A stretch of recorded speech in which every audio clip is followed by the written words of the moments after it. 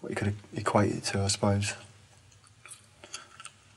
At the time I wrote it, I said to Mick, I almost thought of it a bit like a Bob Dylan track called Subterranean Homesick Blues, where you just get all these images, one after the other, which were obviously, quite abstract images, whereas this one's not like that.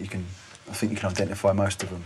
In that song you talk about packing up your clothes and moving off somewhere else. Is that something that you as a group have ever thought about emigration? I don't know if we've done it as a group, but I have as an individual. I think we might have just broached the subject, have we? I've thought about it, but it's a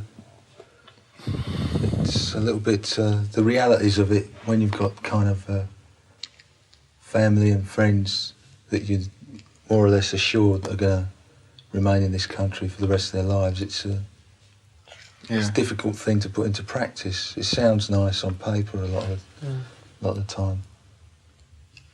How about the on one track, I Was a Dull Dad's Toy Boy. There's a kind of theme here which seems to be about compromising, about what people do to earn money or to get by.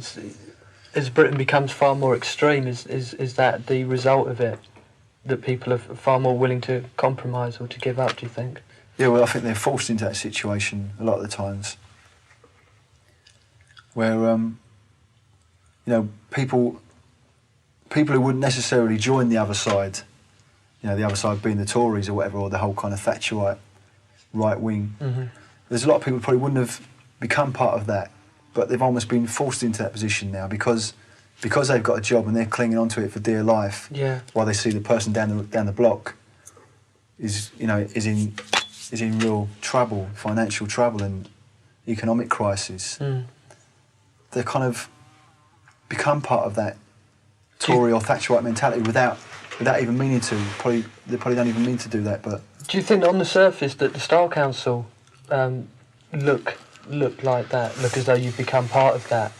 I think anyone who's successful these days in this country, and it's even getting down to the degree where even someone who's got a job now, even got a car, people that haven't got, the have-nots, will say they're Thatcherite or they're yuppies or they're this or they're that. Mm. It's got that extreme. Well, that just ain't true. You can't just label everyone like that. Mm.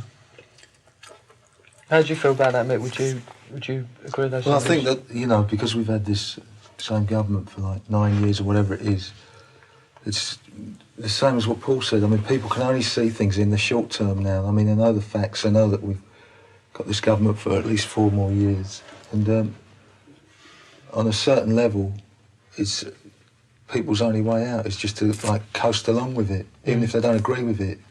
This is the confines of your society for the next 4 or 5 years, and you've got to make the best of that yourself. Mm. It's making people that have not got a natural instinct for that sort of dog-eat-dog thing, become like that. Mm. And I'm, to a certain extent, I'm less and less critical of that. People at the lower levels, people that haven't got very much at all, but just a little bit more than the others. Mm. You can see more and more reason for that. Mm. People are just being isolated into their own little box, their own family, and just thinking, right, let's just sort ourselves out. And that's really it's almost like someone said the bomb's going to go off. That's almost like creating like the beginning of mass hysteria. Well, the album ends with Confessions of a Pop Group, and the actual album itself ends with the lines "heading for a breakdown." Is that what you see?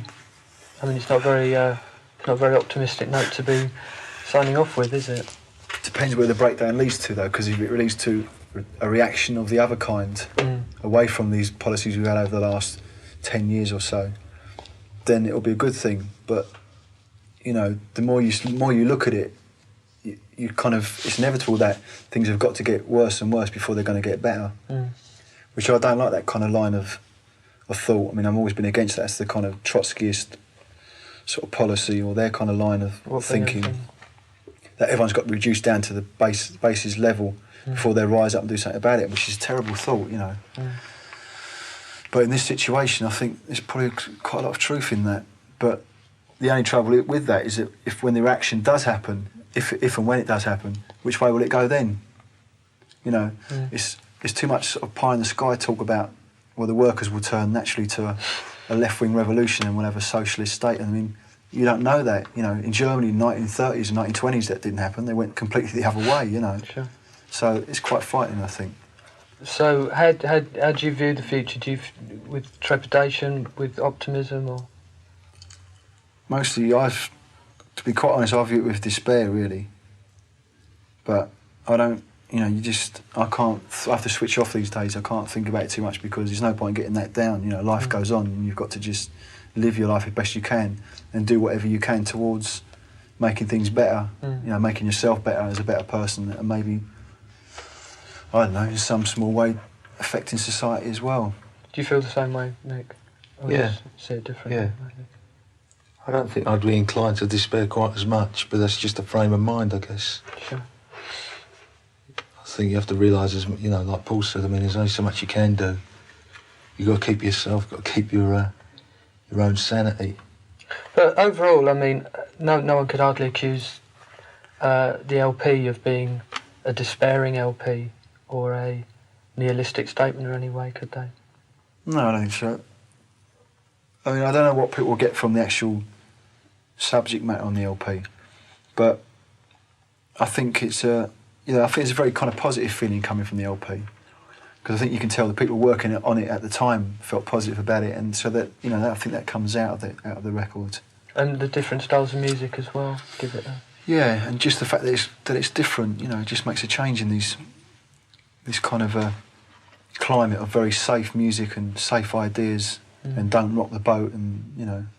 How much of that is a temptation for you to think to yourself, well, we could go in and we could do that, we could make a very safe album and not rock the boat? I think we're kind of aware. I mean, I don't like it when it sounds like how brave we are by making a record which isn't safe. I mean, it's like a big deal, you know, in the whole world scope. It don't mean shit, really. But, you know, we could just go in and make a Euro disco song or sound like the Pet Shop Boys, or, you know, but I don't think that would ever happen. In actual fact, I don't know if we could do that, because it would be really alien to us. It would take us a while to get into that frame of mind to work that way, and I don't think it would come off with it. Technically, it's possible we could, but it'd break your heart if you started listening back and realising where you were going. You wouldn't want to be involved, I don't think. Right. Paul, Mick, if you weren't Paul and Mick, who would you like to be? I'd like to be Paul. Nicky Horn? Are you rich? Are you a millionaire?